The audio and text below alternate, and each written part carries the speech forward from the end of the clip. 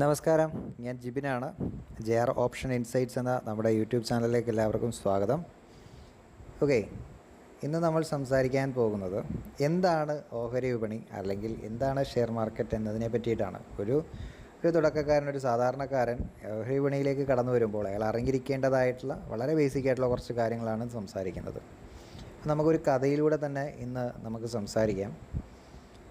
നമ്മുടെ ഒരു സുഹൃത്ത് അല്ലെങ്കിൽ നമ്മുടെ ഒരു പരിചയക്കാരൻ ഒരു സംരംഭം സ്റ്റാർട്ട് ചെയ്തു, ഒരു ബിസിനസ് സ്റ്റാർട്ട് ചെയ്തു. എന്തെങ്കിലും ഒരു സ്വർണ്ണക്കടയോ മറ്റെന്തെങ്കിലും ഒരു റെസ്റ്റോറൻറ്റോ എന്തെങ്കിലും ആയിക്കോട്ടെ, അത് സ്റ്റാർട്ട് ചെയ്തു എന്നിരിക്കട്ടെ.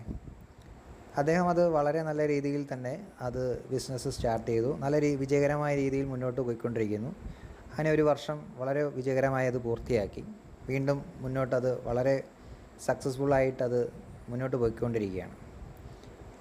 അങ്ങനെ ഇരിക്കുമ്പോൾ അദ്ദേഹത്തിന് തോന്നി, അദ്ദേഹത്തിൻ്റെ ഈ ബിസിനസ് അല്ലെങ്കിൽ പുതിയൊരു ബ്രാഞ്ച് മറ്റെവിടെയെങ്കിലും ഒന്ന് തുടങ്ങണം, ബിസിനസ് ഒന്ന് എക്സ്പാൻഡ് ചെയ്യണമെന്ന് അദ്ദേഹത്തിന് തോന്നി.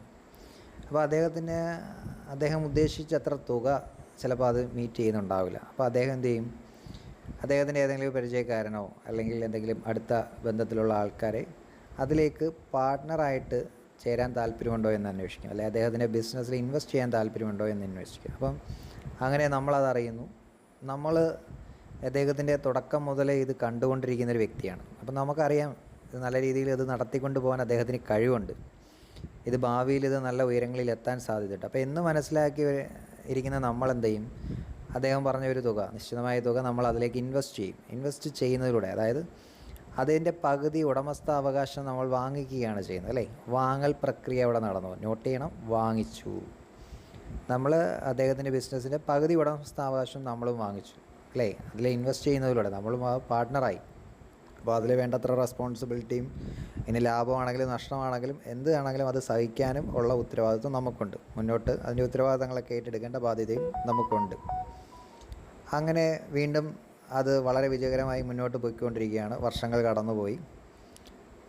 അങ്ങനെ ഇരിക്കുമ്പോൾ നമുക്ക് ചില പേഴ്സണൽ ആവശ്യങ്ങൾ കാരണം ചിലപ്പോൾ ആ ബിസിനസ് മുന്നോട്ട് കൊണ്ടുപോകാനായിട്ട് ചിലപ്പോൾ നമ്മുടെ ആരോഗ്യ പ്രശ്നങ്ങളോ ഒന്നും അനുവദിക്കുന്നുണ്ടാവില്ല. അപ്പോൾ നമ്മൾ ഇൻവെസ്റ്റ് ചെയ്ത തുക നമ്മുടെ സുഹൃത്തിൻ്റെ അടുത്ത് പറയുകയാണ്, എടാ എനിക്കിനി ഇത് മുന്നോട്ട് കൊണ്ടുപോകാനായിട്ട് പറ്റുന്നില്ല, അപ്പം ഞാൻ അന്ന് ഇൻവെസ്റ്റ് ചെയ്തതിൻ്റെ തുക എനിക്ക് തിരിച്ചു തരണമെന്ന് പറയും. അപ്പം അന്ന് നമ്മൾ ഇൻവെസ്റ്റ് ചെയ്ത തുക ചിലപ്പോൾ 1 ലക്ഷമാണ് അല്ലെങ്കിൽ 2 ലക്ഷമാണ് ഇൻവെസ്റ്റ് ചെയ്തതെന്നുണ്ടെങ്കിൽ ഇന്ന് ഇത്രയും 5-6 വർഷം കഴിയുമ്പോൾ ഇന്ന് അതിൻ്റെ മതിപ്പ്, ആ ബിസിനസ് വളരെ വിജയകരമായി ആണ് മുന്നോട്ട് പോയെങ്കിൽ അതിൻ്റെ ഒരു മതിപ്പെന്ന് പറഞ്ഞാൽ ചിലപ്പം എബോവ് 5 ലാക്സിന് മുകളിലായിരിക്കാം.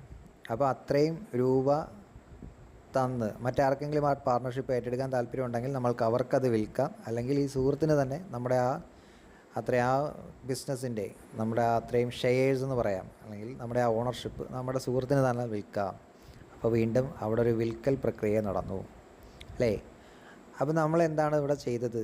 ഒറ്റൊരു ബിസിനസ് അല്ലെങ്കിൽ ഒരു ഫേമിൻ്റെ ഷെയർസാണ് സത്യം പറഞ്ഞു കഴിഞ്ഞാൽ നമ്മൾ വാങ്ങിക്കുകയും വിൽക്കുകയും ചെയ്തത്. ഇതേപോലെ തന്നെ നമ്മുടെ ഇന്ത്യയിൽ നിലകൊള്ളുന്ന 10,000-കണക്കിന് കമ്പനികളുടെ ഷെയർസ് നമുക്ക് വാങ്ങാനും വിൽക്കാനും കഴിയും. ആ ഒരു മേഖലയാണ് സത്യം പറഞ്ഞു കഴിഞ്ഞാൽ ഓഹരി വിപണി അല്ലെങ്കിൽ ഷെയർ ട്രേഡിംഗ് എന്ന് പറയുന്നത്.